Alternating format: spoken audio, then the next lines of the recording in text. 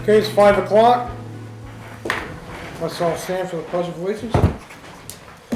Pledge of Allegiance to the flag of the United States of America and to the republic for which it stands, one nation, under God, indivisible, with liberty and justice for all.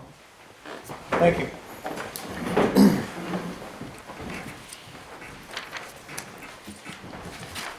First on the agenda tonight, we have no public hearings, no appointments. We would like to move the Franconia EMS contract up to the first of the meeting because they have a meeting at 6 to go. Thank you. I've looked over the contract. There is some questions and some concerns. So from what I'm understanding, it's $300 a call is what you're paying Littleton to service your community out there, correct? That's what's being presented, yes. In addition to the billing of whatever's generated from that call. So Right. the town will be paid. Which we don't have a good track record on that, but it's The bill, We have a pretty good idea. And, 21 cents on the dollar. no, we collect, in the last 3 years, we've collected anywhere from 72 to 82%. Okay. They have a different payer mix. Yeah, People are more likely to have insurance yeah. in Franconia. And a lot of calls are to the nursing home, and it's a private nursing home, so people there are insured, so that's almost 100% paid back. So, Medicare, Medicaid payback, not what we and actually private bill. insurance. in and- private, Okay. should they have it, yes. And it says to include the boundaries of Franconia. Yes, I mean, should we have an ambulance, we would be obligated to respond within our city limits. So, town limits, I believe that's what we're addressing with the boundaries of Franconia. That's the way I read it and the way I. So Lafayette's the top is in Franconia. Correct. Well, top of Lafayette. Oh, no, yeah, you're not going to the lot. That would be Cutter County Search and Rescue, that's New Hampshire Fishing Game, we're gonna take Should they care get of them to all the of trailhead, yes, I would, we may need to get them from the Franconia Notch parking lot to the same as our. I understand it's like a roadside rescue type of thing. You're right. Just wanted clarification Yeah, on that. yeah, but New Hampshire Fishing Game is responsible for that, and then the ambulance meets it in the parking lot. But you gotta remember that these guys are rescue service also. So, I mean, how deep are we gonna get into this? I think that would be a completely separate call, though, initiated by the state of New Hampshire, if you went beyond the parking lot. And usually they're pretty good about not wasting anybody's time when they get within a quarter mile or a half mile, depending on the terrain. That's when they actually say we'll be there in 30 minutes. That's the way it was when I was on the life squad and the ambulance in Franconia. So one of my concerns, another one of my concerns is that the people in Littleton voted to have their own ambulance service. They didn't vote to go outside the territory and put ourselves in jeopardy if we needed the ambulance in our own town. We don't have a handle on our overtime and everything else that we have so far. So to branch out is really concerning to me. Roger, if I can. Yeah. We're not branching out. We're trying to solve a problem. And the problem is that mutual aid is being used at the moment, but not in the way that it should. So the concern we heard was that there was cost to the town of Littleton, and what were we doing in the meantime? So we sat down with them to come up with an agreement that tried to bridge this so that we can discuss what would either be a long-term solution on their end or potentially a longer-term contract that addressed that. And so this agreement was designed to cover our overtime costs and personnel costs to be called in. And I think it's even built in there that if ambulances were tied up and yours was available, that ambulance would be Becomes available. would come to Littleton.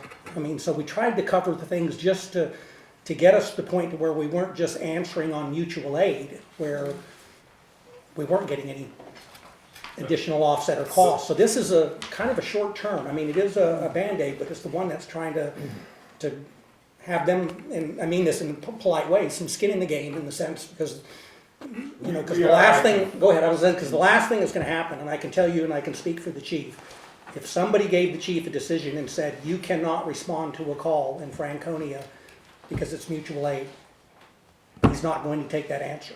He's gonna respond because we're not gonna have somebody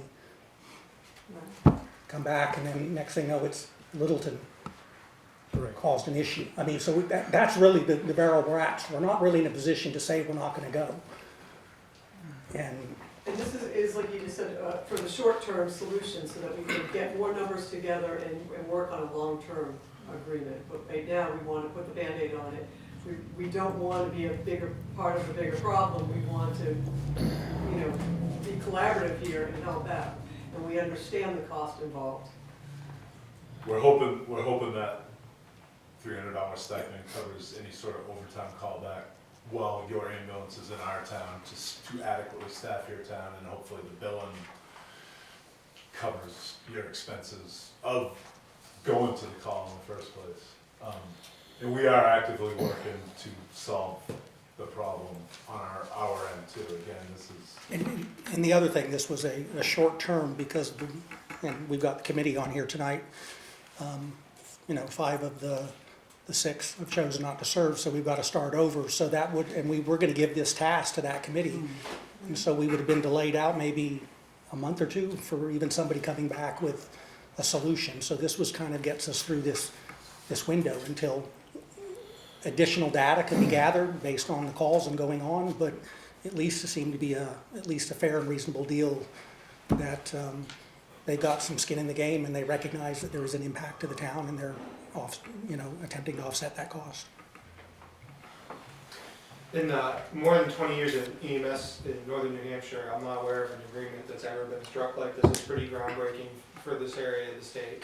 And I think that something to be lauded, that two organizations are coming together, recognizing that there's some challenges and there's some short-term and long-term goals and objectives that need to be accomplished. And I think that that's a pretty impressive feat for up here for us.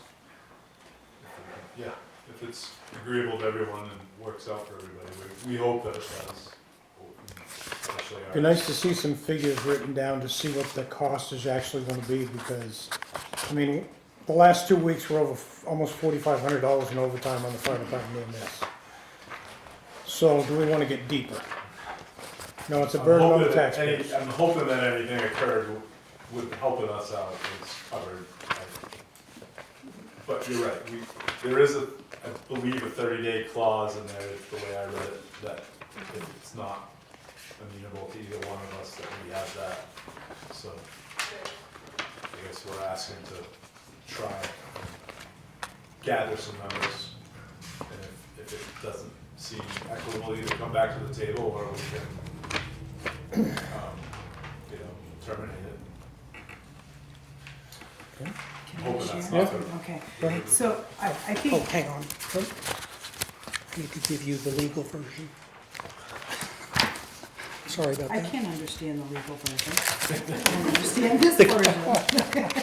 I think that was the chief's writing, and then we did get the, hand that out. I mean, it's basically that, but with the legalese. I think it was your town attorney? A person who's very familiar. Yeah, with okay, those okay, kinds of yeah, transactions, yeah. We'll just stick with this one, because I need some notes.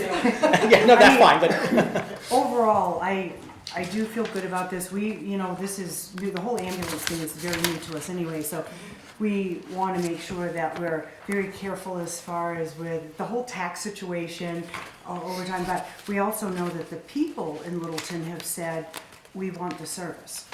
And now if we can branch out, we had talked about that, even going regional. And I overall think this is a very good idea. It's not committing us or you folks to anything real long-term right now. So like you said, if we get into it, we say, gee, we thought it would work, but maybe it doesn't. And I guess just a few questions if we do go forward on the contract, it says that it would start the 10th day of May, which is tomorrow. But it also says later on, term of this agreement commences on May 1st.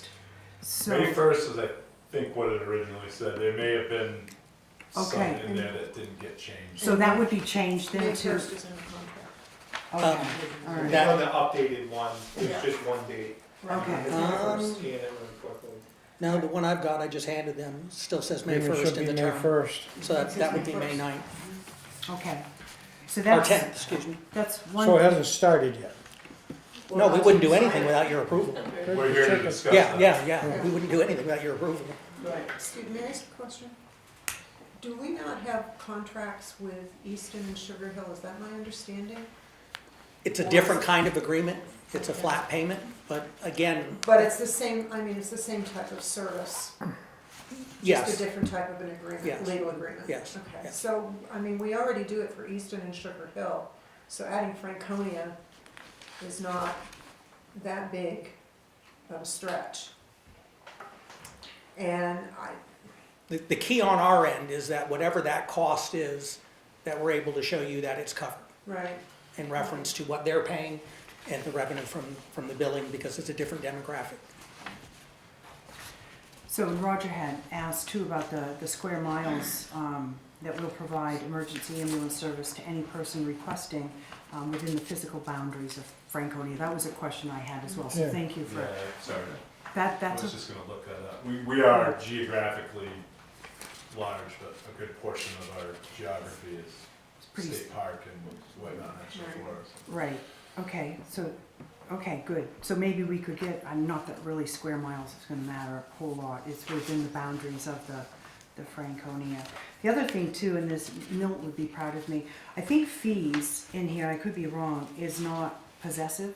It should be F-E-E-S and not apostrophe S, just if we're gonna clean it up. Fee is. I don't know if it's on the other, maybe it's not possessive on there's the contract.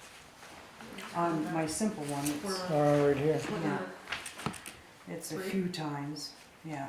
So it's But it might corrected. be fees, yeah, the apostrophe shouldn't be in there. yeah, Right. On here is fee.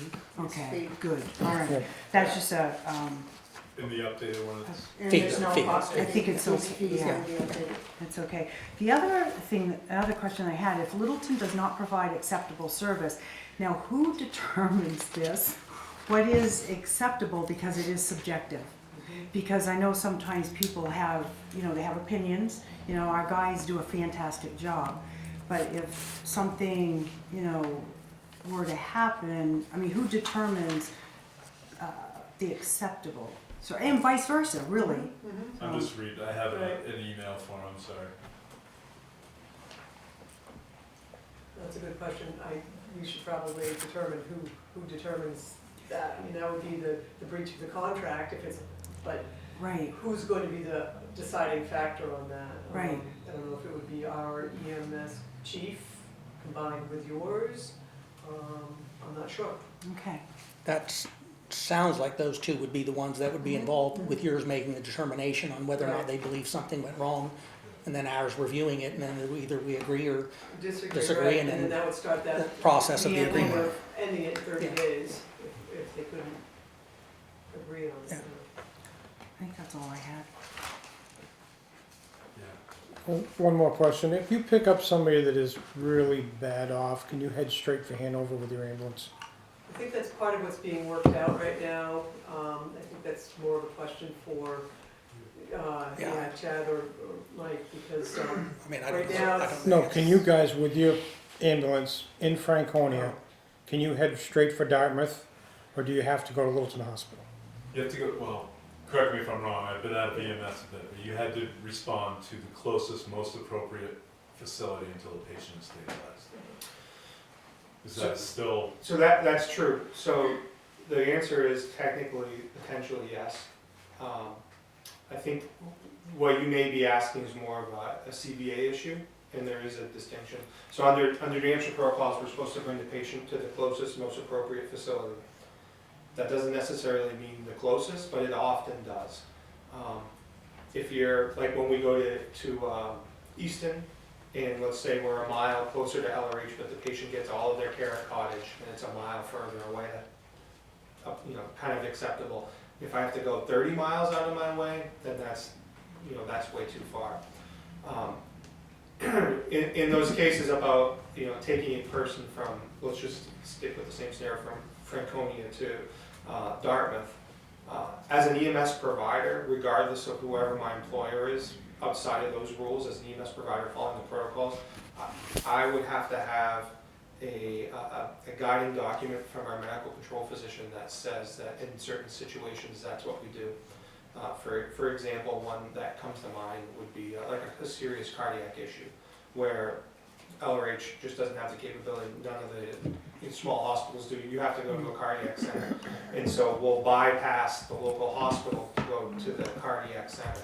But those are agreements that are in place with the hospital, with our medical control physician, where we've agreed under certain conditions, we're gonna call and say, this is what we have, we're gonna go straight there.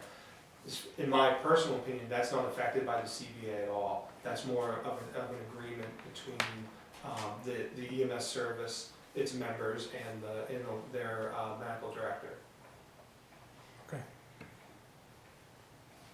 If that's confusing, which it very well may be, because it is confusing, we can run through some scenarios that you may have afterwards or something, and I can Okay. give you the skinny on it. Okay, You looking for a motion? I guess I am. Okay, I make a motion that we move forward with the contract with Franconia. I'll second. All those in favor? Aye. Opposed? Nay? Thank you. Okay.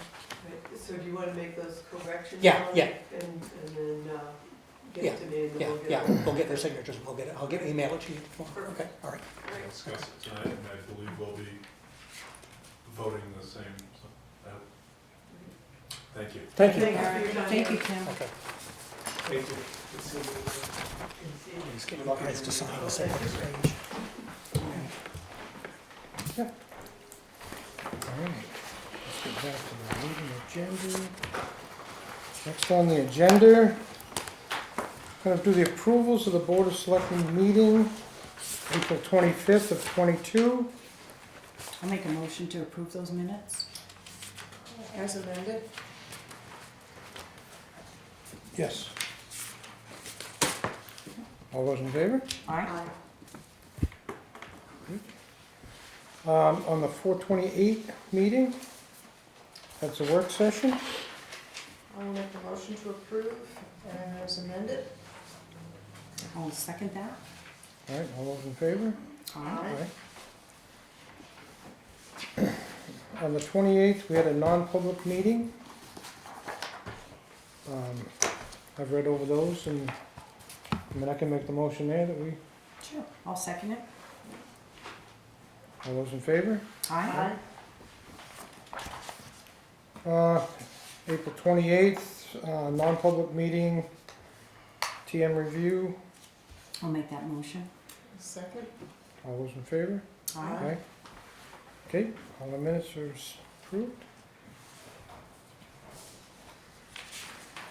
Next on the agenda, presentations, none? None. Town managers updates? Nope, my information's down. Good. On the other items. Oh, I will give one. One of the new replacement screw pumps is in and installed, and if it's not running now, it should be running by tomorrow. So it'll be on a Great. Excellent. 2-week run test Yeah, while they work on doing the other, and then we'll still maintain the backup pumps until we know we're in the clear. But, okay, okay, good You deal. can sleep All at right. night now.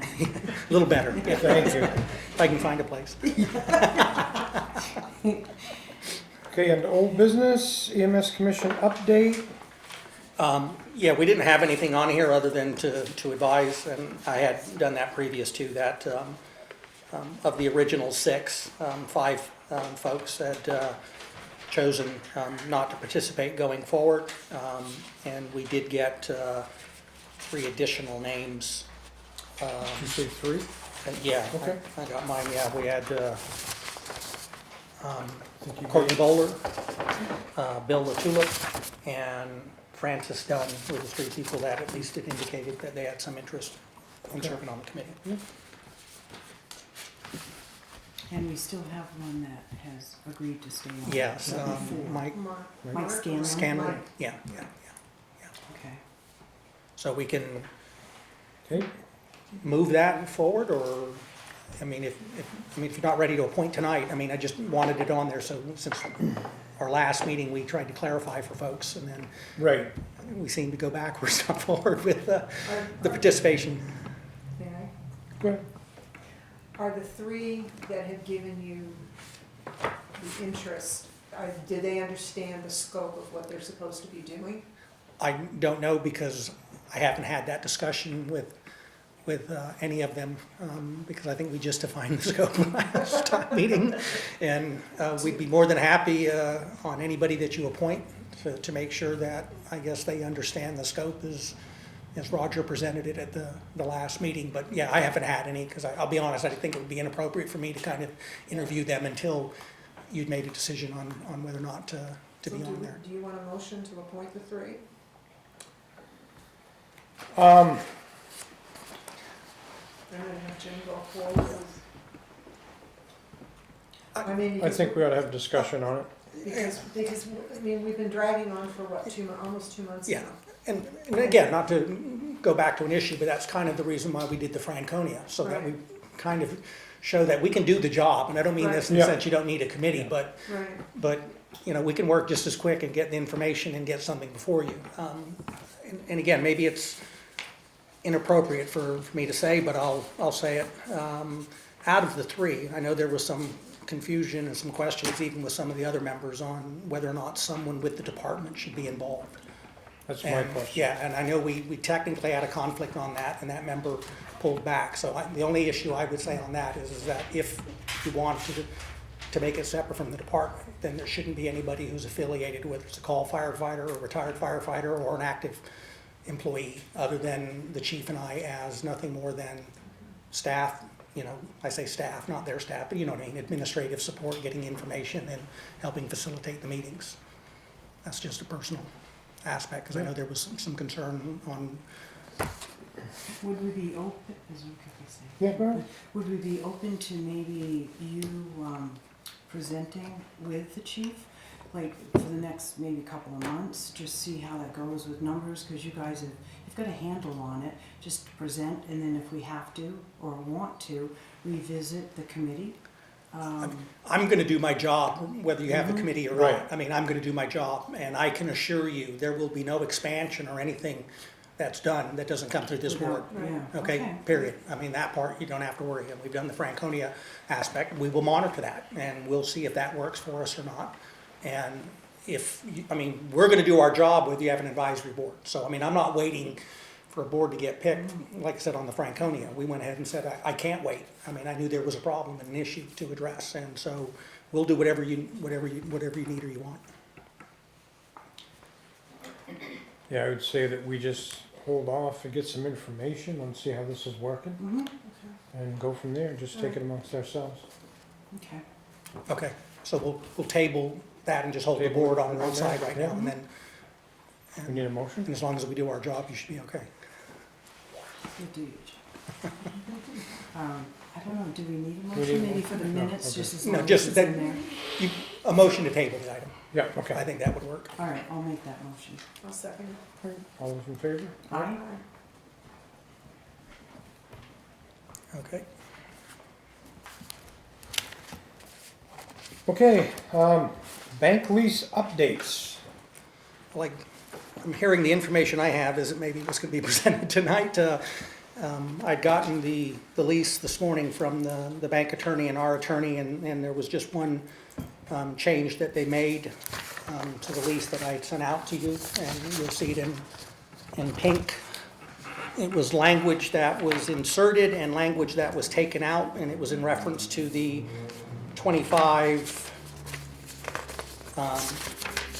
on page 3, it was the, what would have been reference to the landlord's obligations, and there was a thing with the town paying 25.06% of common property, utility, and what have you. And so we'd ask for a breakout, just so we had an idea on that, and the attorney just sent back and saying, take that out, it's covered in terms of the language of the rent, and that anything in addition, above and beyond, would be the town's expense, meaning anything to do with the building, not the banks, which is typical, I mean, in some terms of there, but, so it just took out the clause that had reference to the 25% of the utility for this particular one.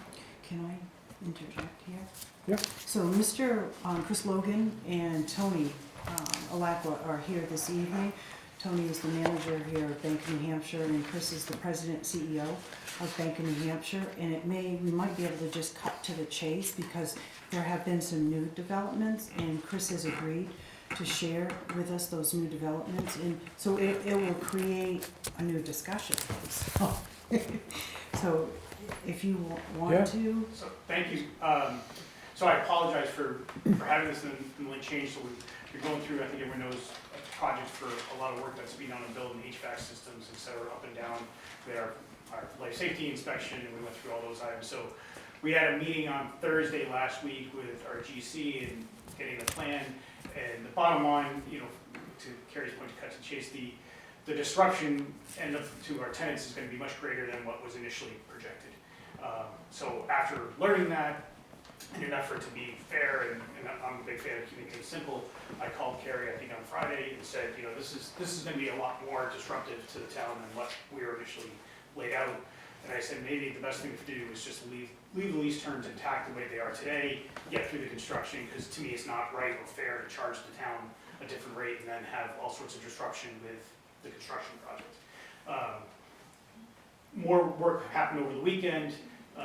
Hindsight being 2020, I'm not sure why I didn't think about this on Thursday when we talked with the GC, but I didn't. So we had conversations over the weekend and said, what if we brought trailers in and set up office trailers in the parking lot, so that the town could actually move into the parking lot in office trailers for it'd be roughly half the time it would take for the construction project to clear the floor. And I talked to Carrie, I said, what I would do then is, we could strike the lease, but I wouldn't charge the town anything until such time that you got back into your office space. Again, I think that's the right thing to do, because it's gotta be disruptive. In the end, I think it'll be great for the town, new HVAC system, heating and cooling better, brand new lights and all that. But going through the process of tearing down the old HVAC, putting up new HVAC, new lights, new ceiling, it's gotta be a lot of disruption. Long story short, I think the option, and I don't have a lot of specifics that I won't be able to answer a lot of specifics tonight about trailers. This literally came up on Sunday. We talked about it this morning. I said, well, there's a meeting tonight. I'll find out if the town's interested. If they are, we'll figure out about exactly what space would be, et cetera. I know the trailers are 64 by 32. They're large trailers. We're not talking about a very small trailer, but they're large trailers, temporary office. The project right now, if we were to do it and the town was going to stay in place, it's about 10 weeks to get the work done initially, to get up the new HVAC. There's going to be about a 10-week window where they're finishing the third floor to do the same thing, and then they'll be back for 10 weeks on the other side, in which they have to take all the abandoned HVAC out, they have to put the new lights in, put the new ceiling in. So it's about 20 weeks of disruption, but 30 weeks in total. So it's not enjoyable, right? And frankly, as much as they can cover everything in plastic every night before they start working, those ceiling tiles have been up there for 30, 40 years. There's dirt and dust, and as much as they cover it, there's still going to be dirt and dust when you pick up the plastic every night. So the more we thought about it over the weekend, I said, this is just not a great option. I think the trailer option is better. The town would be able to move into those offices. They'd be clean. They wouldn't have to clean off their desks every night to make sure there's no paper or anything on it. And then we could kind of build it. It's still disruptive, but it'll only take roughly 10 weeks total. So it would cut the 30-week time and roughly down to 10. Don't quote me on any of this, because we're still working on all the details, but roughly it would go from 30 to 10, and then you'd be back in your offices. We think the timelines would be roughly, again, we haven't gone out for the trailers. We had hoped to start the project there on roughly June 1st, somewhere between June 1st and June 15th. It would probably push back our start date by about 30 days, maybe 45, to get the trailers in place, wired, et cetera, et cetera. So it would slow us down, but roughly I think we'd be talking about July, August, September, give or take. We have the trailers in place for the town. They'd be back in the office sometime around October 1st. Again, we'd have to figure out all those details, but I wanted to come to you have the conversation. If you tell me that that's an attractive option, we'll go through a due diligence, we can have conversations with you to make sure everyone understands what that means, and go on. But I think, again, once we learned that was, initially we were told by the GC this was gonna be about a 3-week project, and now I said, well, that's not too bad. And then when 3 turned into 30, I was trying to understand how the 0 showed up, but it did show up. So at that point, I'm like, it changed, it just changed the conversation, the right thing. You know, I can't, in good conscience, say it's right to change the lease rate and then have that project on top of that So where would these trailers go? in the parking lot. So we put it right in the upper parking lot there. We put the trailer in. They have a lot there that's used by the third floor, right, that lot? Well, there's some conversation about Okay. using 2. Again, lots of conversations that we'd have to figure out details, but we could use the parking lot right there by the front door and the one by, over behind, I'm not sure the other building on the right. Right. And then parking could happen where the drive-through is, et cetera. Then there's parking down on the street level as well.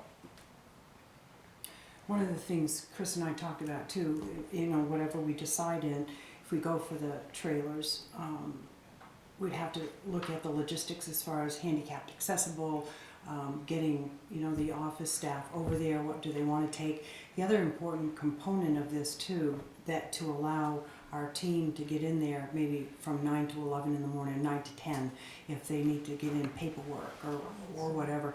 There's still going to have to be movement because we don't want the paperwork or the files to get dusted out either, so. Yeah. There'll still be work inside. Agreed. I mean, Yeah. there's no way I can make this not intrusive to the employees of the town. Again, I think in the end, they'll have a better facility to work out of, but, you know, during the process, it's gonna be intrusive to their work, so, you know, and I talked to the GC this morning when I was talking about this, you know, it'd be best to set a time, you know, listen, every day from whatever, you know, these hours you can get in, because obviously they'll have to put the hard hats on and they'll have to make sure. Doesn't mean that if something comes up and they have to get in, they can't, but if we had a scheduled time every day for this is the time they can go up and get whatever paperwork for the next 24 hours, they get it in the afternoon, we said in the morning, then we can be flexible. There's nothing etched in stone on it. I think it's just always good to start into it with a process. The other thing we talked about too is educating the taxpayers, the public, that this is gonna be a transition for a short period of time, it's for a season, but to let them know that it's the, you know, however we're gonna work this, but we'd have to do an educational piece with that too, for sure.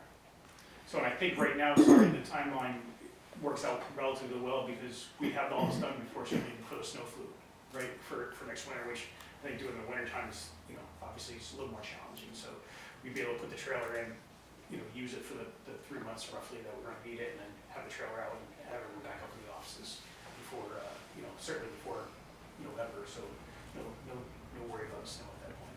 I have some questions. So my understanding is the lease would be put on hold until we are completely back into the offices and all the work is complete? I mean, I'm willing, I'm a big fan of keeping things simple. If you guys want to execute the lease, and then we'll say that we'll suspend all payments until you're in the place, we can do that. If you want to hold off on the lease until then, we can do that. I'm not here to make that difficult. Okay, that's number one. Number two, do we have anybody in the town office that can work from home as opposed to having to move? There are people that, on different aspects, but Right. on a 10-week, that might be kind of hard. I mean, meaning some Okay. remote now and then, but Right. as we've said, they're still gonna need some access, Right. which can be worked out. You know, a Right. certain time in the morning or in the afternoon, I need to get certain files, because I'm not sure we're looking at emptying everything out of there, Right. right? Yeah, I mean, I don't think that's practical. yeah, Right. exactly. I mean, in terms of there, so I mean, and I've already kind of gone through, you know, to see, but, you know, we're a public Right. business, and so My- a lot of my- what we do is dealing with My the, major concern is the employees. Yeah. You know, how disruptive is it gonna be for them? How disruptive is it gonna be for the townspeople who go in and have business, I need think to it would, conduct business in there? while, I mean, I'm gonna agree with Chris, why, you know, it may be challenge in the beginning of people getting moved in and set. And yes, employees might be displaced for 10 weeks, 12 weeks, I mean, Okay. whatever the timeline is. But if you think of that, trying to take care of that customer and do their job with the construction going on around them, No, that's this, not- this yeah, is, that's- would be a much this is more a- feasible. It's a much solution better idea and- using the trailers. Yeah, and I mean, people are creatures of habits. Nobody likes to move, they like their little workspace, but it's what we'd have to do. I mean, we'll work together with them to make it work. So I apologize for the change, but it came to us Thursday. It was a much bigger change from the GC than what we initially had from them, so, Well, and we've got a meeting this Thursday at 10, a correct. construction meeting, so there may be more. Yeah, and I've got Eric going because Yes, I good. have mediation down in Okay. Concord on Which again, two depending tax on what we issues. got here, Yeah. you could change that conversation dramatically on Thursday, right? We may even have to postpone that meeting because we may not have all the details of the trailers, et cetera, so. That's right. Again, it's more to get an understanding of where how the town would like to move forward. You know, I would agree, I think the trailers, from my perspective, I think from the bank and from, I think the town it's a much better option. It shortens the timeline overall by a third. I think the disruption to someone's daily workspace is much less intrusive, because again, no matter how much plastic you put over it, it's gonna be dusty the next morning when you pull that plastic off, and I can't fix that. And then every night, those people, when they would, if you were to have us do the first plan that I threw out, you know, every desk has to be clean of everything, you know, in order to put plastic on, otherwise stuff's gonna be falling over, papers will be flying everywhere, so. It just, I sat there over the weekend going, this is not a really great idea. So if we decided to put the trailers in, move everything over there to get up and running, how long would that take? 10 weeks is what he's asking. No, I mean, to get Oh. up and running. The And actual then- move. The actual. So Yeah. we would have the trailers all set, wired, ready to go. So, you know, we would have to, you know, we'd have to move everything, and we could certainly help you guys move that stuff, you know, there, but you know, I can't necessarily say, I guess this would be more in your camp, but I would say it's gonna take you, you know, probably 3 to 5 days to get everything situated, you know. If you have a long weekend, I mean, picking up a computer and moving it is one thing. I mean, but Right. telephone lines, internet, I mean, just meaning, Yeah. you know, that aspect. So if Yeah. those backbones are in place, the other stuff's just plug and play. I mean, in terms of the and system. hey, I'm being really frank and honest, you know, the first couple of days of people working there, they're gonna have to go back in and out of the office Yeah. 10 times because they're gonna forget about this, that. Yeah, Yeah. absolutely. Oh, yeah, yeah. Give us a couple days to get Yeah, acclimated on yeah, that, yeah. yeah. Yeah, yeah, I think that's the best option. yeah, I do too, I agree with you. Do you want a motion? Yeah. Okay. I make a motion that we move forward on the trailers, based on what we know now. And then Chris will get us more, Chris Yes. and Tony will get us more information as we move forward. So we'll work on, you know, I'm gonna have a call tomorrow morning with the GC, we'll work on getting options to the trailer, because I know there'll be lots of questions about what that is and how it's set up, and obviously Jim can look at it and make sure it works for the staff, et cetera. You know, as far as the lease is concerned, how do you wanna do that? That was the second question. Okay. If we Let's do could this motion get this first. motion out, then I'll, I'll yeah, second the yeah. motion. Okay. All those in favor? Aye. You know, one of our employees is here too, that be working, other than Jim, working in that environment day in and day Also out. Vicky as well. Is there any The feedback, only any question I had was question? about the computers and phone systems and general Okay. about that. Okay. Other than that, you need a chair and a desk, right? Now, Yeah, a computer. Now, on the other issue, I mean, there is a lease presented. I mean, the issue of utilities was out just so we didn't have to worry about it the first year because it was trying to budget. So you do have an agreement, you know, with the bank, and as Chris had said, it was supposed to go into effect July 1st. And they would like it signed June 1st, so you can still approve if you want to, the lease agreement, and just maybe have the delayed start date of, so instead of it being a July 1st of Yeah. 22 to Well, June. And I'll just say, we'll suspend all payments until you're back in to your office, so that, you know, for any reason. And we'll there's have delay. we'll have that agreement in writing. Yeah, no, we'll amend that lease to put it in there, so I'm Okay. happy to do that, you know, I'll verbally say that, but we'll Yeah, obviously get it okay. Yeah, written, and Yeah. I'm happy to do Because that. and the reason I'm asking, because I think there's also some certainty for us. I mean, I'd Right. kind of like Right. to get a lease so we know where we're at in the time, and if it's, you know, if it's one that says, okay, you know, it starts now in November because of all of the disruption, well, then that just buys us a little bit more time, you Well, know. effectively, it will start in July. Okay, But But to if- me, I think we would say it would start July 1st, but all payments are suspended until you're back in then your we can space. work from that there. Okay. Okay. All right. You need a motion for that? To approve the lease As amended. as amended. I will make the motion to approve the lease as amended. I'll second. All those in favor? Aye. Aye. All right. takes care of that. Thank you. All right, Thanks, Chris. all right. And And if Tony? the date changes Thursday, let me know, but I'm gonna have Eric Oliver at that meeting because I'll be in Concord. Okay, yeah, obviously tomorrow, I gotta think we might need to change it after Okay. this conversation. All right. Okay. Because otherwise we're probably gonna spin our wheels a bit. All right. About things Okay. that may All not right. be a reality. All right, no problem. All right, thanks. Thanks. Thanks. Good job. I'm gonna apologize, I know Vicky got it. Who made the motion to do this? I did. Linda and Carrie. Okay. Okay, the next item on the agenda is Public Works, the Dane Town lot line adjustment. I know Doug is here and we can kind of go back through it. I mean, we put the packet in there. I actually went out to the property with Doug last week, and I will say, seeing it definitely helped me visualize it in the sense that, because when the word wall was used, I got the impression there was going to be a wall built and done, and the wall is already there. It's these big, huge concrete pillars that are in the ground. Right. If the line is adjusted the way that the property owner wants, we'd have to move those. So there's cost to the taxpayer and there's no public benefit. So the adjustment to the line, the easiest thing would be just to do it around the building and just leave it from there. And that's just from, it's a policy decision, not administrative. So I'm just telling you that if we go the other direction and move the line that is requested, I couldn't tell you today what that cost would be to the town other than, because it's not just a lot line adjustment, there would then be some cost that we'd have to go back in to pull them out and I guess restabilize the parking lot. Well, we have to adjust the parking lot for Yeah, that. yeah, and that would even cut parking spaces if we went back to the one. Was this the one we're looking at, Jim? Yeah, Doug, which one is the, Which one is it, the one we, Let's see, let me go back to the options here. We're talking, the one that has the smallest amount of blue? right, that'd be option 3, I think. Was the, yep. That's So not. there's the option, instead of option 3 being this little notch out around the porch, you could just extend it straight and just make it a clean. He might want to put up a fence, he's been talking about putting up a fence to, block trespassers across the property, so. He's been maybe talking that about line it? is gonna jog like this, based off option 3. And you could square it up, or it's just a single jog. That's just some thoughts I have looking back at option 3. Square it up how? Show me what you're talking about, Doug. Is this it? I think that's what he's talking about. This is the one you're talking about, right? Correct. Squaring it up to that,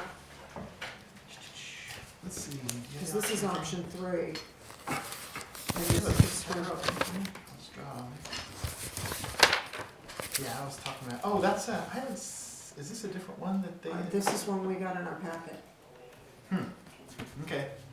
So Yeah, I this think that looks, might have this been an looks like early what you're rendition. talking about, Right. that line. Right, this is just a simple squaring it up rather than a Okay. jog, added an extra jog in there. Okay. And then I had some questions, Roger. Yes, go ahead. Yes. I have some also. When I was up in the parking lot looking at it, did you do any water mitigation for rain? Or is it just coming off the asphalt down into that single manhole that's down there? In terms, you're talking like anything to stop dirt from going into the catch basins? Well, any rain that comes off the parking lot, where is it gonna Oh, it's not go? going into the catch basins. We set it all up to drain to the catch basins that are, Okay, so Right there's no mitigation where the wall is. nope, no, everything, we pitched everything back towards the town's catch basins. We didn't want any. Okay, so what happens if down the road, he ends up with his lot flooded because we didn't do due diligence in fixing the water issue? There isn't a water issue out there. Okay, Yeah, we set up all the grades, so all the new paving, remember there was a building there, so we took the building down, and we set up the wall based off pitching the drainage back Uh-huh. towards the Okay. town's catch basins. So Doug, there's a ditch right there behind where the barn was. It's filled with like 3-inch minus stone. Yep. Which goes straight down into those concrete blocks. With no under drainage under the concrete blocks. Where's the water supposed to go? right. That's pretty much what was already there. The two buildings had a drainage channel between them. And I guess I could show you some pictures back when the barn was there. But it was basically a drainage between the two buildings. So we, instead of, when we tore out the building, we needed to put something kind of back in place to stabilize that area. So the contractor recommended putting some rock in there. We didn't need, it wasn't enough of a grade difference that we needed to put a retaining wall through that section. And the rock is on top of what, concrete or dirt? Well, it's probably just dirt now. Okay. Yep. Because that'll dissipate enough of the water. It So yeah, should we weren't trying dissipate to, enough of we the didn't water. change anything that was already out there. We were Yeah. trying to just reset it up to work well for the parking lot. And then not to injure his property at all, of course.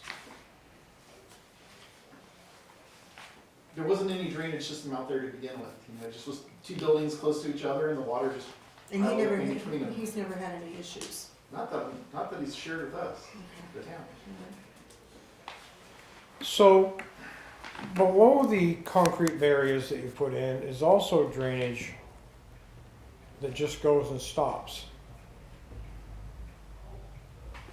Which drainage?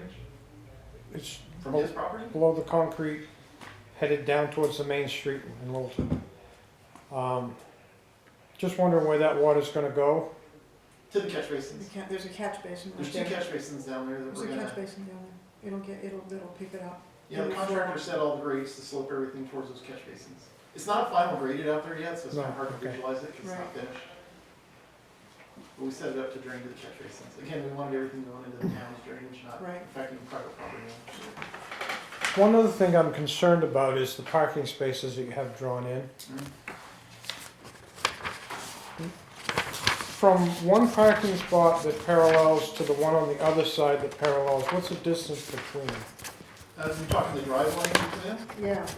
At 12 foot. I went by standards from the MUTCD. I mean, MUTCD typically controls what's out in the roadway too, but parking lots still have to have a standard design to them, so I went by just standard principles that are out there for, and looked at some of the other parking here in town too, to just make sure we're being consistent. I think the only other place we have diagonal parking is a little bit down there on the River District area. So again, trying to replicate what's standard parts, so they're 9 foot by 19 foot parking stalls is considered standard. Right. Just The looks drive like, aisle is 12 foot. the way they're drawn in, not everybody drives a Hyundai. Yeah. So, you know what I mean? You get in there with an F-150 and somebody parks across from you, is there room enough to get out? Yeah, it's the width of a drive, standard 12 foot travel lane.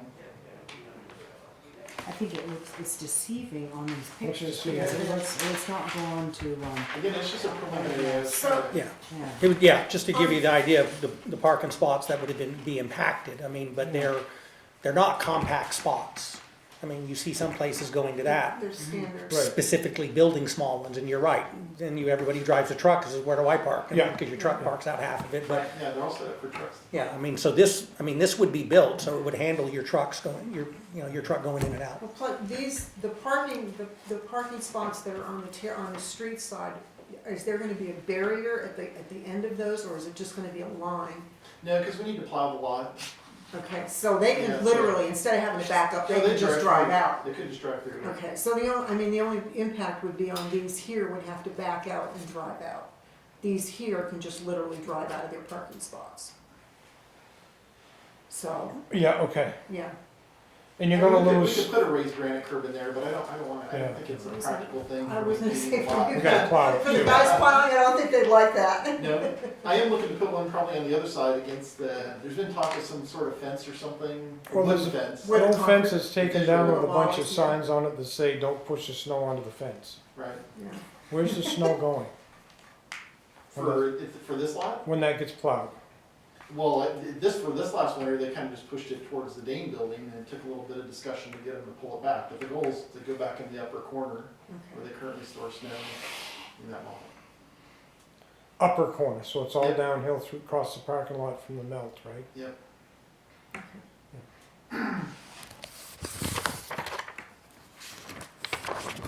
So, Back to the lot line. Yeah, I don't, yeah, this is probably the most equitable. Unless you just wanna do the little piece. once the wall is in, what's the town gonna do with that little 6-foot wide piece of grass that's down over the backside? Yeah, so keep it down. Yeah, so right now we own a bunch of grass, that's what's been there previously. So, that's why I really laid out option 2, which was just my recommendation on having the lot line follow the wall, basically. So that those, 'Cause it's not only, Gaines lot, and I don't know if the other abutter wanted to, he's reached out to me as well. The other abutter, he hasn't been formally part of the discussion, but he did reach out to me and kind of inquire about it. because it's not only the Danes porch, if you look down across that line, the fire escape on the next building down is also on the town property, Yeah, and the garbage, whatever that's on the backside of it. So if we go that route, Linda, like you were saying, for that, this one here, as opposed Yeah, to, what's that- as opposed to option 2. This is option two. That's option This is two. the one Doug Option 2 is to recommended. follow the wall. Yeah. Which goes right up to the wall. Could I maybe make a suggestion? yeah. We finish the project and see exactly how everything lines up and lays out. And if there And needs then to be make a some decision. wall that the town may have to put up as a barrier, then we can almost know exactly where we're at, and then maybe do this after the project, because I mean, I don't think it changes anything right now today. I mean, so I mean, I know we'd like to get it cleaned up, but it may be then if we got the project done, then we may actually see that, you know what, there's a strip back here, Right. that's no man's land, and if we put a fence up, it's like, then we're only gonna have to come around and mow and take care of it, so it may be much easier to define what could benefit than the town by not having to worry about it, and then the two property What's owners. the timeline on the project? Well, the contractor's ready to. Yeah, we've been holding it up, So so. this year? Right, oh yeah, right now, Okay. actually. We put them on hold. Yeah, I have no problem with putting this on hold until the project is done. And then I think we have a clearer vision of what it's exactly gonna look I like. think, It doesn't look yeah, I think like- I know what your intent is, Yeah. it's just that might help then, that we, it's, Yeah. then your parking spots are in there, you see the faces, and Yeah. you can visualize and say, okay, Yeah. now we're not looking to line on a piece of paper, I can see exactly where that's gonna go. Right. Do you want a motion? Yeah, let's take a motion to finish the project and then make adjustments on the line line. Okay, I'll second it. All those in favor? Aye. Okay. And, Scott has been kept in the loop on this, okay. Yeah, and we'll, All right. yeah, we'll follow up even tomorrow to confirm tonight's meeting. Okay. Under new business, planning and zoning, it's a waiver of municipal liability for private roads. And that's all to do with this particular Valley Vista Court, which we had talked about on the last meeting. And this paperwork here just takes us away from all liability with the property. Okay. Good project. There's 3 properties involved, 3 tax maps involved. There is. Yeah. So do you want to make a motion for each one or a motion for all 3? It's all in the same Valley Vista Court. So just make one motion. Make one motion, I would say. Okay, so I I make gotta a, recuse myself. Yeah. This is Jeff's. Does Yep. it matter that they all have different map and lots? They should be spelled out, the different Okay. lots, yeah. yeah. That's right. So the motion would be to accept the waiver of liability for Valley Vista Court for the 3 lots that are, okay, they're all book 4611, and they're all page 696. Where is the, We can say it's, tax map 94-1-0, tax map 86-149-0, and tax map 86-150-0. We can add that to the motion, so okay? moved. All right, I'm gonna second it. All in favor? Aye. Aye. You all set with that, Vicky? Yeah. Okay. River Glen Lane? Okay. River Glen Lane. Yes, I put this on, and there wasn't anything to add to the packet. The owners of the River Glen Lane had contacted Doug and I about a week and a half ago, and they were getting ready to do a project to improve that road from Cottage Street back to River Glen Lane, or the River Glen sign. Okay, And then River Glen got involved and wanted to do a portion of the street. That's that section, down to the senior center? not all the way, because it's been paved once already. You Yep. see where it's proved, but it's up to that section. That wasn't. Okay. So, and they reached out to us with the fact that we own property back there. We have the senior center and people are accessing that. And I thought it was appropriate the town would participate since we're a customer now or a landowner back there. The prices that we've gotten for both projects are about $40,000. And just from I would say here, I mean, I think that our portion shouldn't cost more than 20 and would come out of road money. That was for road paving, but I just wanted you to be aware that we were in those discussions, and because they have a timeline of wanting to start on May 16th, that's why I kind of came here and just got actually some pricing from them today on what that is. So that road is accessed a lot, just for the farmer's market.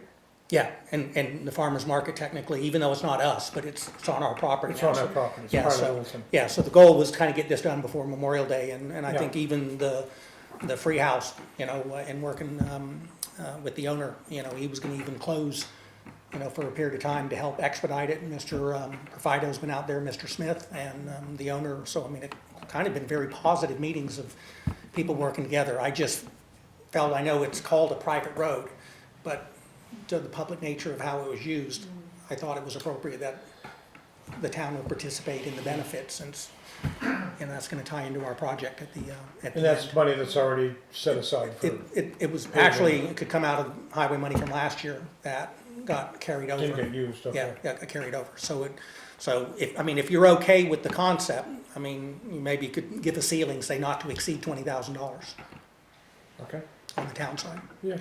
What is gonna be the scope of the work? Will they be, What, Digging Doug, up. you're better. I Well, mean, there's a couple, they've been Well, talking what's about- the main option? Well, there's a shim and overlay, which is top coating what's there, and then look, and the other option was to possibly just strip the pavement, because some of it's in very poor condition. Grind it and redo it. Redo the gravel. So the pricing I gave you was the high end. Right, So for $20,000 on our portion of it, they'll regrind it, put all the pavement down. From the Cottage Street to about halfway on the River Glen. they're gonna strip the asphalt, Yeah. redo the gravels, possibly add some, and then put new 3.5 inches of 2-layer asphalt. Where will it end? It'll start at Cottage Street, Yeah. at the back of sidewalk, and go all the way down to about, past the River Glen house sign, about 170 feet, to where their parking is, it's on the left, perpendicular parking. Past the gazebo. Yeah, if you drive down, you'll see where the road has kind of been improved Right, further going so it'll go in. down to about the gazebo? Yes. That's what you're saying? Yeah, Where the new Okay. pavement starts. Okay, are they doing the parking lot too? They back in Freehouse? Freehouse is doing their parking lot as well. yeah, they've got private So work the whole outside of thing's this. gonna be We're, done. yeah, our portion is just dealing with Yeah, with the Partial street. with the road, Yeah. with the road, yeah. Hey, you want a motion? I'll take a motion on that one. All right, make a motion that we give Doug and Jim approval to, Not exceed 20,000? yeah. Okay, If it's, I don't know if it's close though, we wanna hand okay, cuff you though. all right, okay. But- If it's anything above that significant, we'll come back. Represent But the pricing that we've got, what I was giving you was in the options they were looking at. I took the highest one of all the options and added them together. So I figured it was easier to get approval for that. And then if they turn around and say they're gonna go with the lesser option, then it's just a lower amount that we pay. All right, Okay, good, all right. so, So, got a motion? second? Second? All those in favor? Aye. Aye? And that's for the town to participate in the paving on River Glen Lane. Yep. Okay. what's their time frame? They wanna pull the trigger on Monday the 16th. Get it done. So we'll be able to notify them tomorrow then. Okay, fire department, the matching awards notice, and that's, That's on the New Hampshire Gopher. yeah.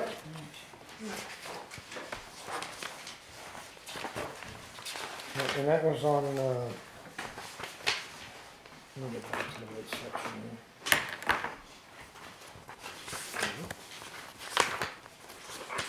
Yeah.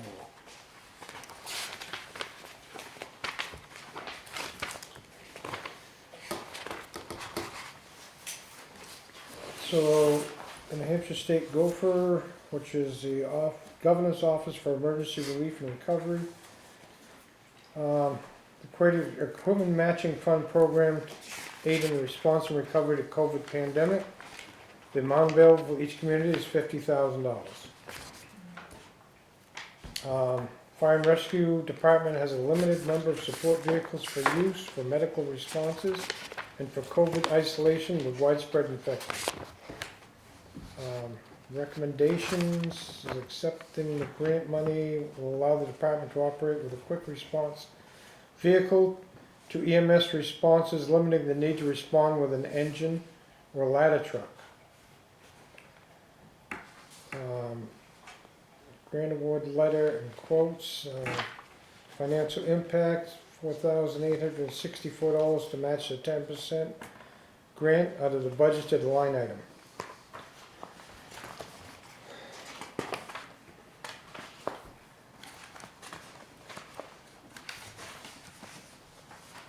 And from what I'm seeing, you already got it spent. No, so we have to spend it, it's a reimbursement basically, so we have to spend it first and get reimbursed. But before we spend it, we have to have authorization, which is why. No, but I think because there's a pricing in there, and I told the Board of Selectmen that it's not been purchased. Someone is holding a truck at a price for us Correct. pending approval or not. We have to provide them, in order to make sure everything's legitimate, we provide them what we're buying, exactly how much it costs. That basically have a quote or a deal in hand, so to speak. We go to them, they say, okay, we buy it, they reimburse us. So explain to me the use of this vehicle, what your major use of it's gonna be. So, right now, we have a 2016 retired police vehicle that we've been using for the last number of years. Has somewhere around 122,000 miles on it. It's down at a local garage. It needs $5,500 worth of work in order to pass inspection. And so this vehicle would be used in replacement of that, which is basically direct support on incidents. The other vehicle we have available for response on incidents is the 1990 pickup truck we have, which is what you're seeing used most of the time right now because of the tender state of this other vehicle. When we had issues with that, the truck, which we seem to be experiencing more and more recently, I think we just spent $4,000 repairing it off the top of my head. Then we have to revert back to using the fire engine or the ladder truck to respond to any other type of call. To like assist the ambulance or to do a service call. We were just helping an elderly woman tonight with a smoke detector. We would have taken the ladder or the engine truck, the ladder or the engine out on that call tonight because the pickup truck's in service. We just, they just take the pickup truck to do that assist. If we don't take the $50,000, we lose it. Yeah, we have till June 2nd to spend it for emergency response. This was a project spearheaded by our senator across the state to give $50,000 towards emergency response, fire EMS type of response. It's out of ARPA, but a different Right. pot. They It's did still ARPA. tax dollars. It's just not, we're buying a piece of equipment that doesn't have to go on a capital list and doesn't become a warrant item. Yeah, and when they responded to one of my calls from my mom, they brought the truck.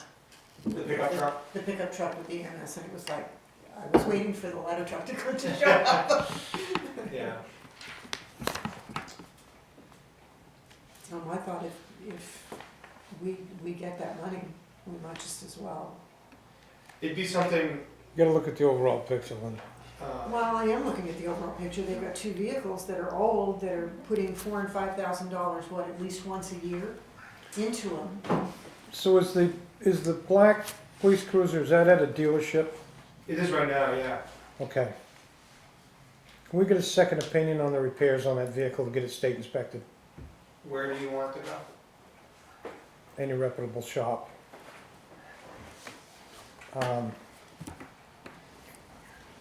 That vehicle was in pretty good shape when we turned it over. No, it was horrible. To be honest with you, Roger. We took the best one of the ones that you guys were getting rid of and moved it over there. And none of them were really good. Yeah, I'm honest with you. This is a 6-year-old cruiser with 20,000 miles on it. It's fire, police, we got some animosity. We like they joke with each other, but that cruiser is not good. 100%. Police, by all means, it'll back up totally what they're saying. That car is probably not good to be on the road. Wish it was something different, but it is true.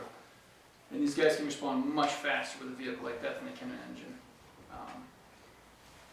But I do know firsthand because I do all the fleet at our police department, and honestly, that 2016 Cruiser was on borrowed time when it went to FD. Honestly.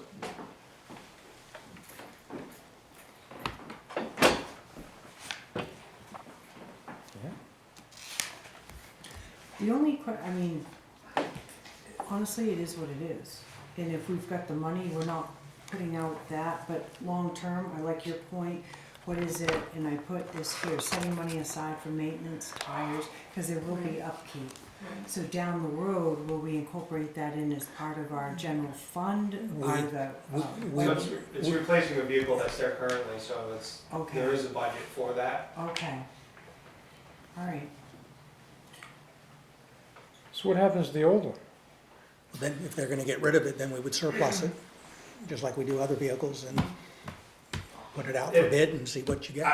I would ask the board if they would, we're happy to put it out to bid, but we also are soliciting motor vehicles as donations to do motor vehicle extrication. So it is a little bit weird to be putting a vehicle out to bid, but also asking for a donation so that we can practice cutting some cars apart. We'll put it out to bid and see. Okay, I didn't realize you had that issue. I was just saying, if we surplused it, even if you surplused it, you would surplus it for that purpose. It would To come take it out of before the town's board fleet, to so it say, come off the books. So the vehicle that you're looking at is a 2017 Correct, yeah. and paying $42,000 for 2017? Yep. Have you shopped around? I haven't, but Chief McClellan was the one that was working with the various vehicle vendors. So I can't speak to exactly every step he's taken, but I know we were having discussions about trying to find something that stayed within the parameters of the grant. That way we weren't we weren't having to ask for anything extra.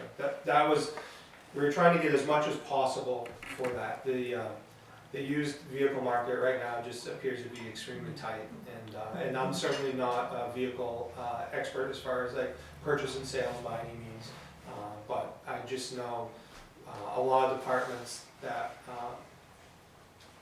I've spoken to about this type of vehicle are struggling to get it, because we did look at purchasing some a used one specifically that had been set up as a cruiser, but unfortunately all of them are a couple years past when they should have been replaced in departments that are getting rid of them, more robust departments, because they had a hard time provisioning vehicles during COVID.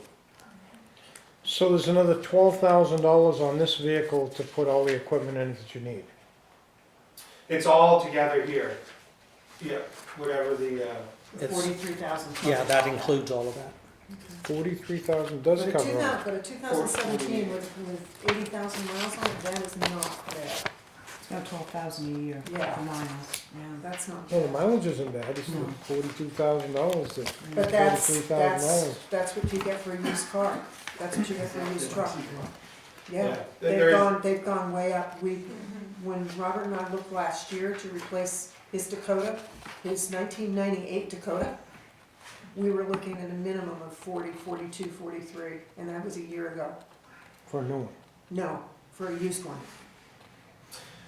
I know anecdotally some people that have returned trucks that were a couple years old to the dealership and they actually got more money Yeah, than they paid for them Yeah. because of all the shortages and whatnot. yeah. So what I'm looking at is a 43,413, and that's just at the dealership to purchase the vehicle.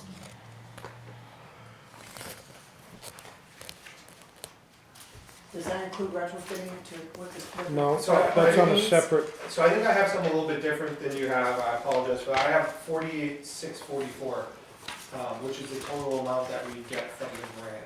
And, because up here on circled on the top of this is 48,523, whatever that is. so are you looking at something that has like a dealership name on it? This is So good. that's the price of the vehicle. Okay. So it's, the price of the vehicle is, The 43. 43,413. 5,000 is what retrofits it to what you guys Correct, need, with the emergency lights Which and that type of stuff. falls within the 50,000.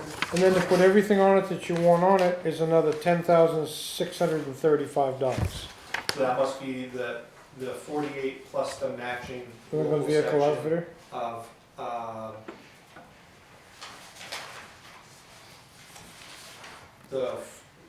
it was around $4,000, I saw it here.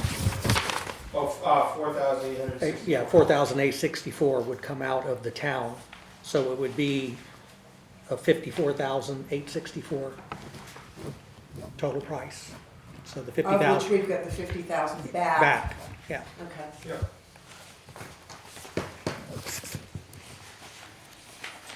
Did you guys get that lettered up too? Kathy? I would believe so. I mean, that's the current cruiser we have now. So I don't see, I mean, that's what we're replacing. So that'd be my assumption.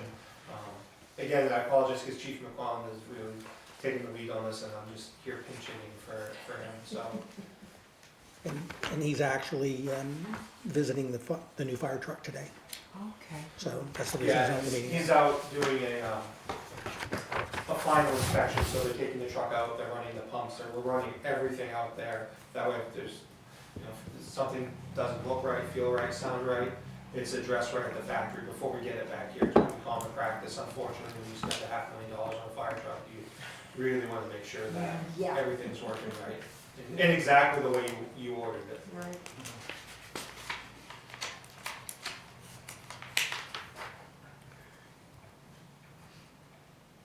And if we don't apply, it goes away and the deadline is the end of the month. Right. So we need a motion, we need to make a decision today on this? Prior to June 2nd. So the 4864 would come from, Their line item budget, he's already identified where that would come from. It could be, making it out of repair or maintenance, I mean, based on the cost, but he's identified in the current budget where he's getting that match, so he's not asking for any additional funds. Like I said, we need $5,500 to repair the vehicle we got now. And I can tell you a little bit more about it. I mean, I don't want to bore everybody with what specifically is wrong with it, to the best of my ability.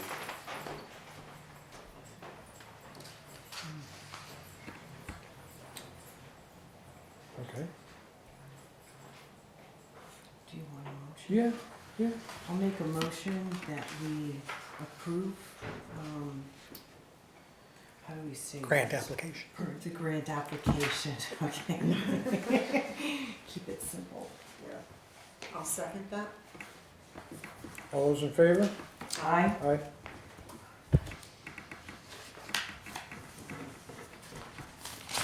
So I hope this means that we don't see the ladder truck out on the interstate when somebody hits a deer in a salty road. Well, I can't say specifically for that, because in that instance, on the interstate, we bring a vehicle for blocking purposes. And so an SUV, I mean, you've seen the damage to the state police cruisers, even the attenuator truck. Unfortunately, the interstate, we're fortunate that the volume is lower here, but people do not They don't pull over. slow down. Nope. So the purpose of the big trucks on the interstate is for blocking create a safe space for us to work on things. So I wouldn't necessarily say that that would prevent it from going out in that condition, but the more often we have those vehicles in service, the less often we're using fire engines or the ladder truck to run service or medical calls. Good. Yeah, and that's what, I mean, we try to bring the right truck to the call that is the right size and has the right tools. Okay, thank you. Sometimes you never know what you're gonna face. There is, so. yeah, I mean, there is that, I mean, but trying to be responsible with everything, yeah, it is, that is true, every day's an adventure. And thanks for the quick work at the trailer park. Yeah. Yeah, I mean, the guys really made a tremendously strong effort. I mean, obviously, unfortunately, when the trailer catches on fire, does not. It takes just a moment and it's Yeah. pretty much destroyed. But they knew they were looking for a dog, and they did the best they could to get to the dog. And unfortunately, fire had grown too much, and they weren't able to successfully get to the dog. But they really made a strong effort. And the other thing we really worry about, and you know, you just think, well, it's an old trailer, and you know, maybe it doesn't have a lot of value, but that's a very, very tight area, and with a little bit of wind, things can go really sideways. So it's a matter of containing that to that building of origin, and doing whatever we can to salvage whatever, you know, materials inside, personal belongings are possible. So yeah, that's Thank you. Okay. We've done the 2020 EMS contract. Police Department, ARPA funds.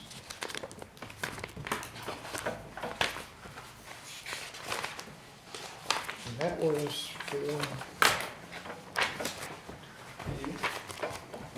me get back. That's That's the next section. So, I was not briefed on any presentation tonight. I've been briefed. Have you, Jack? I have. Let me present on behalf of the police department. We're not the holder of these funds. Fire is. Which means they owe you, right? Yeah. So, I'm expecting the same vigorous questioning though. So this Directed at Chris, though. no, I'm just kidding. So this is for some security upgrades and enhancements to the police department. The police department is a little bit better positioned than the fire department to move forward with this because being in a newer building, their security system is a little bit more modern and robust. So this, among other things, is used to create a video camera capability from the front door direct to our dispatch center. So right now, I do know about this. all right, I'll let you take over. It's two camera systems, Chad. Okay, there you go. It's two camera systems and airphone systems, basically what it is. If you go to our police department now, on the front entrance, you have a call box, basically. There's a button, gets to our dispatch. What they're trying to do with this capability is install the system where there's actual video. So the person comes there, it actually makes a direct communication to our dispatcher. They can see the person, talk with the person. It's going to be a much clearer system because right now if you have a truck going by or high wind, they can't hear the person talking into it. And it's also going to allow the lobby door to be, I believe the lobby door as well, to be unlocked so they can get into the police department and meet with an officer after hours when our admin's gone. In the back of the police department, our back employee entrance, occasionally we will have people wander back there and they shouldn't be. We'll hit a knock on the door at 2 in the morning. That's a little unnerving. You don't know who's back there. What this will allow is a direct video feed down to our dispatch to be able to see who's at that door, who's knocking. And if it's an interstate trooper or sheriff's department employee who comes there and needs to use the facility but we're not there, they can buzz them in remotely and let them into the facility so they can use that. That's the main goal of the project here. Who was paying for it? I didn't know. Yes. It would come out of the ARPA funds, and the only thing I didn't get from the chief, and I'm just gonna go ballpark here, we have about 80, I think it's anywhere from 83 to 86,000 out of In the the first, fund? out of the first batch. So if we're at 86, then this would leave us about 71,000. So I Yep. can update on what that is, but that would be coming out of those funds that we got back in last September, October. Looking for a motion, I'll make a motion that we unless you have any more questions, no? No, Okay. no, I think this is great. It's kind of like having a ring on steroids. Yes. During Yes. COVID, we did put a ring out there as a kind of a, just like, hey, what can we do inexpensively? And it served its purpose not very well. This will be 10 times better, and this is a very robust system which will last for years. So I'll make that motion that we move forward with the ARPA funds in the amount of $14,737 for the police department to upgrade security, utilizing the security system proposed with direct video discussion with the LPD staff or dispatch center after hours. However, I know Vicky will clean it up. Vicky always makes us. A motion to approve ARPA funds for total security. Perfect. Perfect, I'll second. All right, all those in What he favor? said. Aye. Good very Is that easy, Yeah. Ricky? Okay. Shorthand that, would you? Yeah. Okay. Public Works, New Hampshire DES certificate of vote to authorize an authority and wastewater consultant selection. So that is. Let me get to the next. You ready, Doug? Yep. Okay. You get some information on this? Yeah, you get some information on This it? is another discussion on ARPA funds. This is the money that we've been preliminarily awarded. We submitted applications into NHDES. So we've received a preliminary award of $100,000 for wastewater planning. And I believe it was $714,000 for wastewater treatment plant improvements.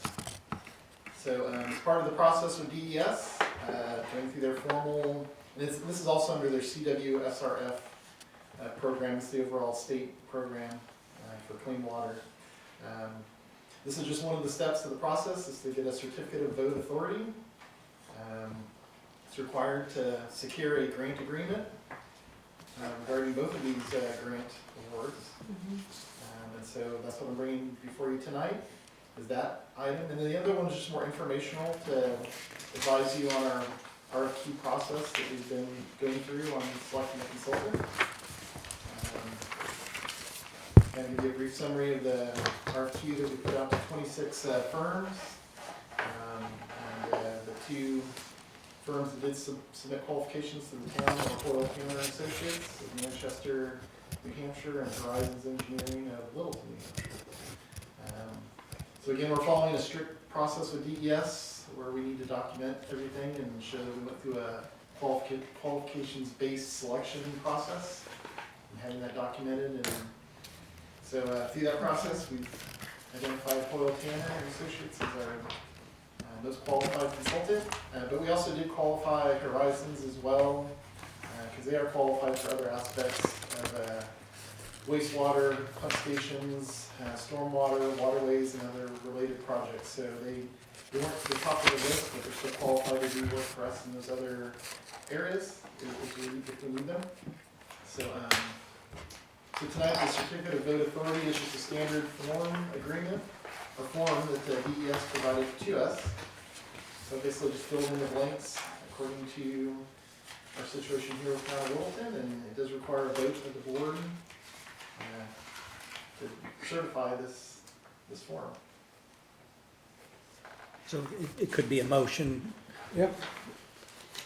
to authorize the certificate of vote of authorization infrastructure projects grant under the American Rescue Plan.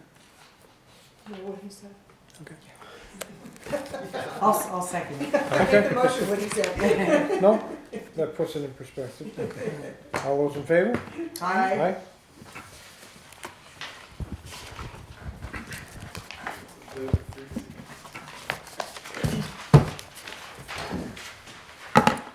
So, Public Works again, Mill Street, Porter Street Business Directory sign associated with a Main Street sign.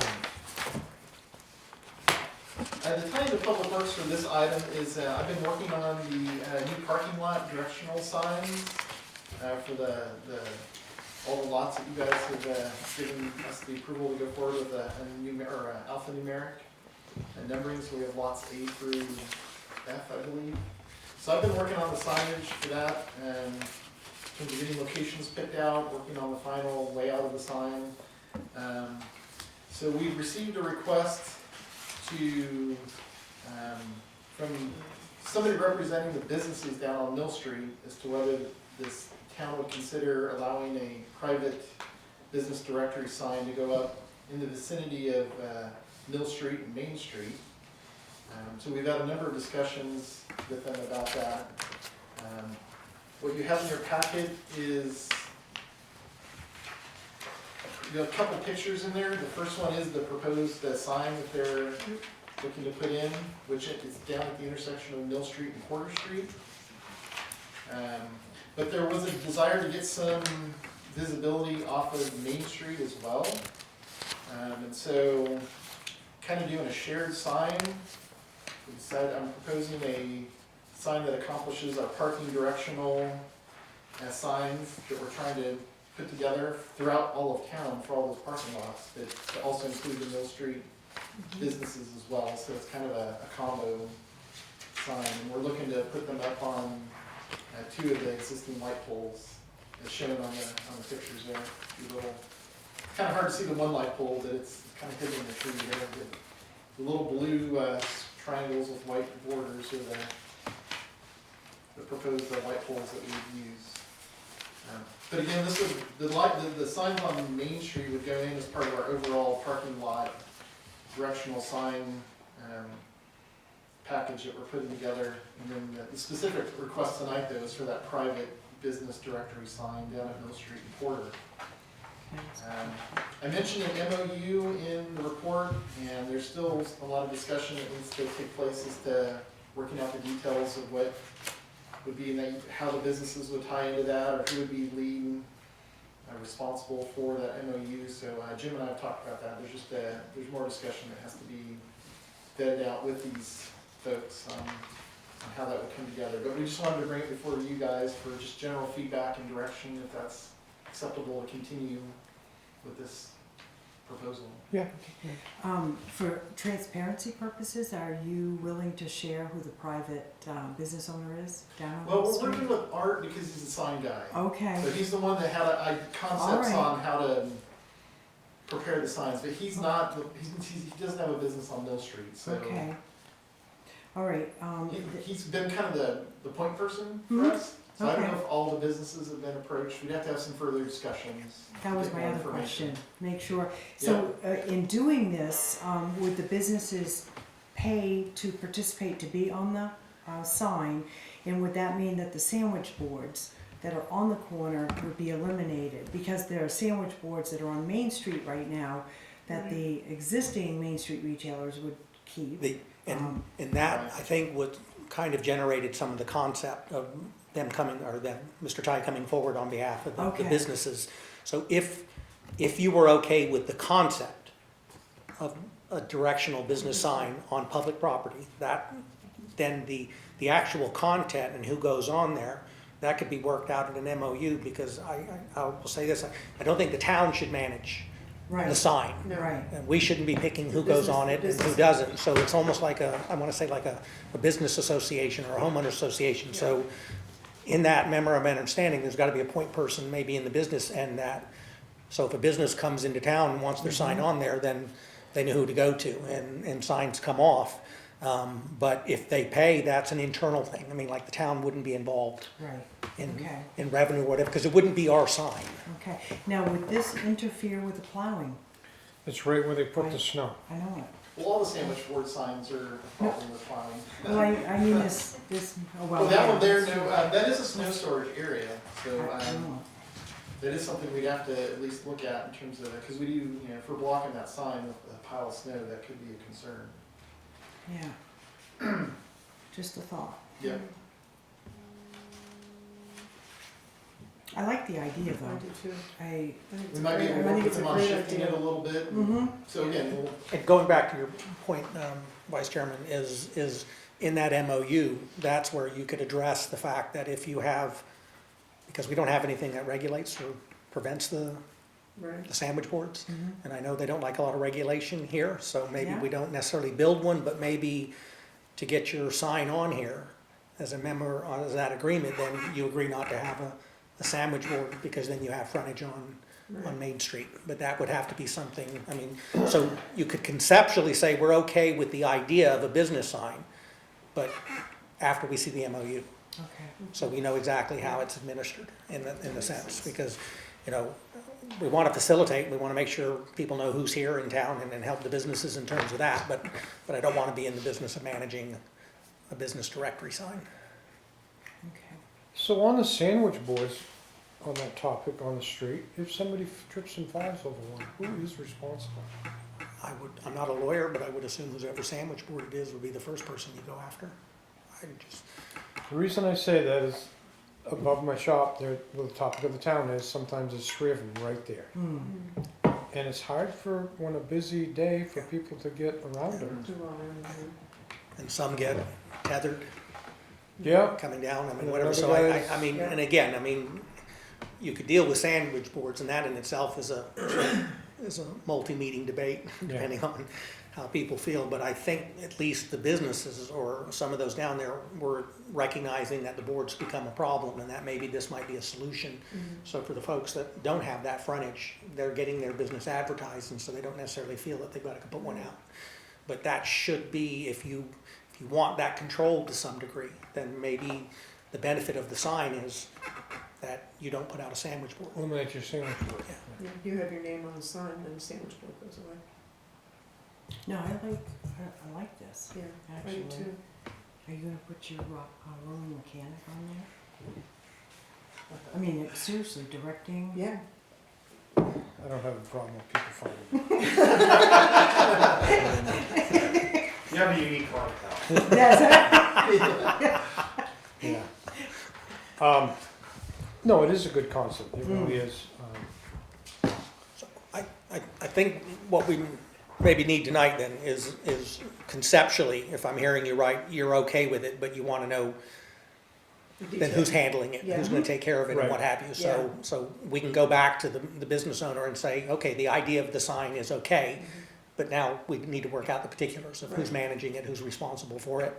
Maybe the location now based on the issue of the snow that came out in terms of there. So you're not actually authorizing a sign to go up tomorrow. Right. Yeah, So- okay. I have a question for Deputy Chief. On the meters that are down on Mill Street, I mean, there's some days I go by and there's like 3 or 4 cars lined up. But how often are the meters emptied? Not that it's a moneymaker, but is it checked? Do we keep the cars flowing there, or does it end up becoming a stopgap? Because I know that was an issue for us a year ago, 2 years ago. So parking enforcement, part of there, when they're out there doing the rounds on Main Street, they're also going down there as well. They're emptied the same time Main Street is emptied, and typically once a month, depending on which months it is. Sometimes typically it could be 2. December and a high volume summertime, they'll get emptied twice a month. Okay. If we bring too much to the bank at one time, they get, they ask us, we don't do that. Bank not wanting your money? They don't want the coin. Yeah. But you haven't had anybody complain about traffic being blocked up or trucks not being able to get through? 'Cause that- I have, Okay, all right. we still have a big problem. Okay. The folks, I guess, are just more quiet about it, because nothing has been reported to us. Is it on that Main Street section, Roger, like behind White Mountain Canyon, in that area, or It's down there where the 2 parking spots are by Shillings? Yeah. by Shillings. They back right up or they come towards my shop. I mean, I've seen 5, I got pictures on my phone. Right. And then when they block that, the delivery trucks can't back into the loading docks. So they unload in the street. UPS or FedEx parks on the other side at the same time. At lunchtime today, I could just barely get my mirrors between them to get to the shop. And no way a fire truck or any other. I You know. forget the concept of why they were put there initially. I think just maybe a have more there, maybe. But I would suspect it's probably, people are in violation often parking there. Okay. Yeah. Thank you. Yes. Well, no, thank you Yeah, for answering the question. I appreciate that. Yeah. okay. So, did we do the motion? We need to do a motion on that or no? I think we did a motion We did a on that, motion. did we? No, We no. can do a motion, because he's gonna come back. Yeah, and get him over yeah. there. If there's a motion, just a motion to approve the concept of a Yeah.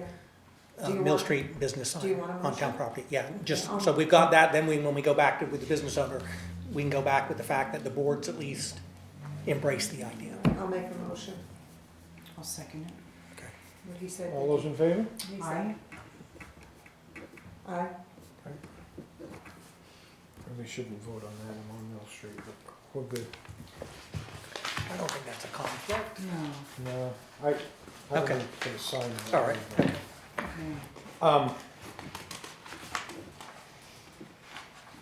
So the last page that I have on this thing is the Mill Street Business Free Parking sign. That, Doug, is what was, Yeah, that's part of it. That's Picture. the other pictures that have the little triangle. With the Yeah. blue, with the white Yeah. band, that's what's what the going sign- there, That's okay. what the Yeah. sign's gonna look like, Doug? Okay, Correct, the sign that's gonna go on Main Street, two of Yeah. them, one for each direction. Right. So one will be up behind Union Bank too. there'll be signs that'll be direct people to. Right. Yeah, we wanted, there's parking at Clay Street there behind Union Bank, plus the Mhm. parking down Mill Street, so it's Right. plenty in both directions. Just out of curiosity, because the universal sign for parking is the big P. I'm just wondering about that. I mean, right. I Free- don't, I was debating that too, I've seen the universal P sign. Mhm. We could possibly, I could try to incorporate that as a option. I'm wondering Put if we, together. if we should. We wanted to identify free, so maybe we could still put free in there, but have the P sign, universal true. P sign. Okay, I'll explore that. okay, thank you.